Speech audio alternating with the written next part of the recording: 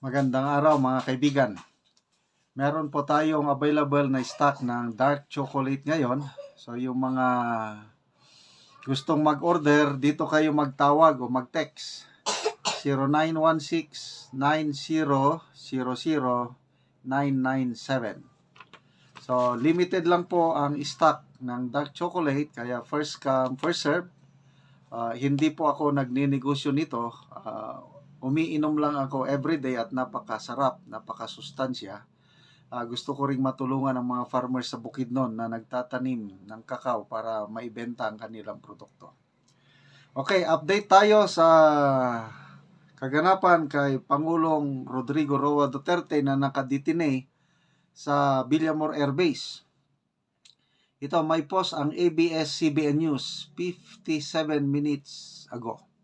Sabi nila, PNP CIDG tells former President Rodrigo Duterte that he needs to board a plane and he has the freedom to bring any 3 people with him.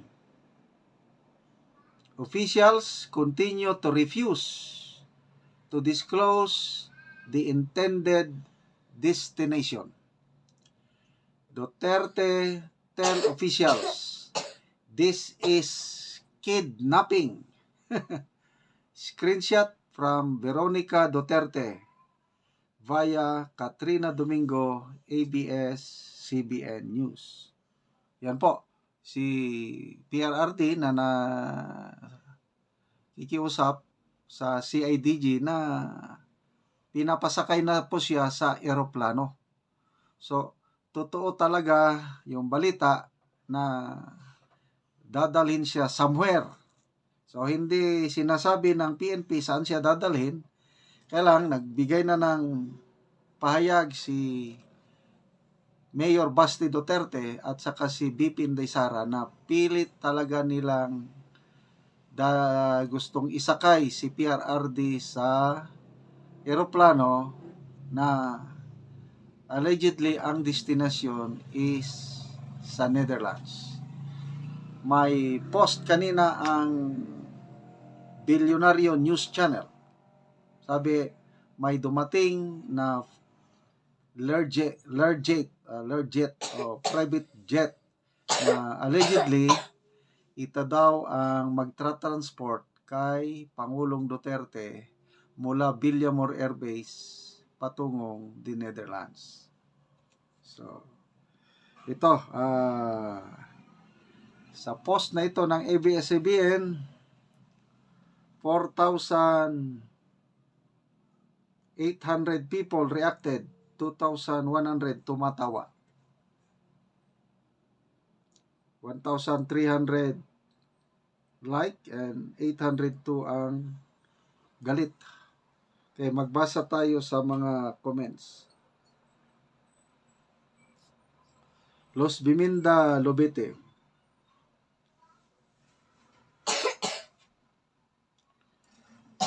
Florenda Plarizan. Always God protecting Tatay Digong because he is a man of integrity.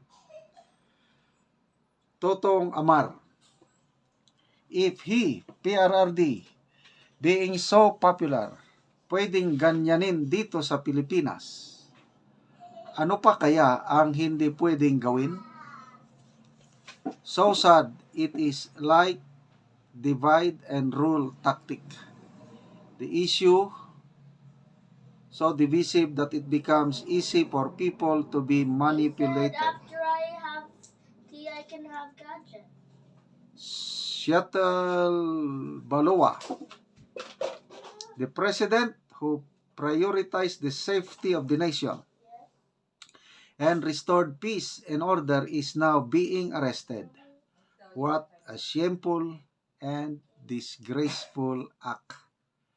During his tenure, he implemented strong measures to combat crime, illegal drugs, and insurgency, ensuring that Filipinos could live without fear. His leadership was marked by a firm stance on law and order which significantly improved the country's security. Aileen Hirona. To the military people and soldiers who have served the former President Duterte, the last thing we want is martial law and civil war. We long to have a country we can be proud of. Please protect our former president. Remember the time when he treated you in the military and police force well, with honor and respect. Do not turn your back now. We implore you to treat President Duterte kindly, as humanly as possible. I hope you still have utang na loob.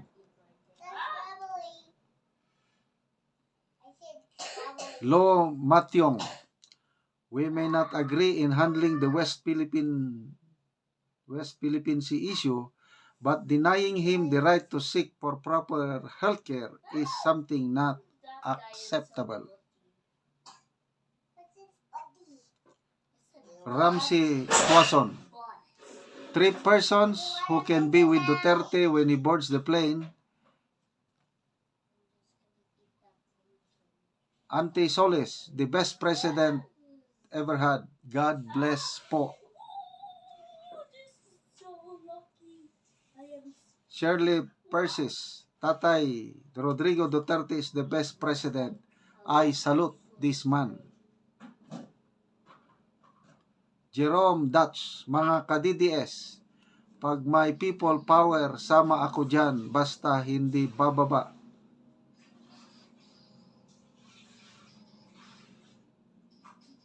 Okay, so pinapapili ng 3 tao na isasakay. Hindi naman sumakay. This is kidnapping. So, bantayan po natin. Wala na pong tulugan ngayong gabi kung anong mangyari. But, ang magandang balita po is umaksyon na ang Supreme Court doon sa petisyon na isinampa sa Korte Suprema. Ni-raffle na at hopefully bukas mayroon ng resulta kung sana mayroong issue na temporary restraining order. Magdasal po tayo. Salamat po mga kaibigan sa palagi niyong panunood sa ating channel. Nakakatulong kayo ng malaki sa tribong Talaandig dahil ang income sa channel na ito, tinutulong natin livelihood assistance sa Talaandig. Nagpapatanim tayo ngayon ng saging lakatan, libre ang abono, seedlings at iba pa. Kung may itinanim, may aanihin. Panoorin nyo ang video na ito. Na anak ko diri sa saging lakatan ni Manoy Boy ug mo ni kadtong una niya ka gitanom nga saging lakatan. Maay ngapon Manoy. Ngapon po. Oo, nagabuno ka Manoy. Gabuno ko. Oo. Unsa man ang abono Manoy? Ammonium, putas, ug mukos. Dopos. Oo. So, muna ni ang saging nimo Manoy nga mga dagko na. Muna una nga saging nako, dagko na. Oo, nga saging lakatan. Pila ka punuan ni gani Manoy? 20 niya. 20 ning una. Nga tanom nimo nga mga dagko na. Oo, so naa pa kay kuan ani nga uban nga gitanom. Dito sa ubos. Dito sa ubos atong bisitahon Manoy. Sige. Atong bisitahon ang saging lakatan ni Manoy Boy nga tuwa sa ubos. Nga ikaduha niya nga tanom. Mo ni kadtong una niya nga tanom nga 20 ka punuan. Og mo na ni ang tanom ni Manoy Boy nga ikaduha. Pila ni Manoy ka punuan ang ikaduha ni mga tanom? 65 ni tanan. 65 ni tanan. Apil sa 20 nga una so 85. O mo na ni ang saging lakatan ni Manoy Boy. O saka tungod kay maayo ang kuan kay hinlo ang iyang gitamnan nga yuta, sige siya hinlo niini. So maayo gyud ang tubo sa iyang saging lakatan.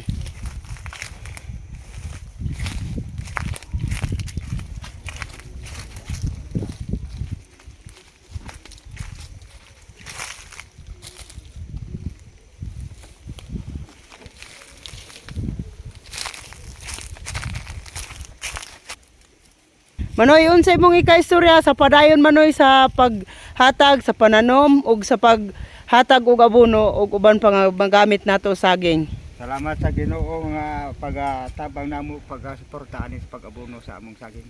Oo. Yan. Oo. Sige Manoy, salamat po. Ora man anda ka pangasa kataro sa YouTube. Mm. Mm.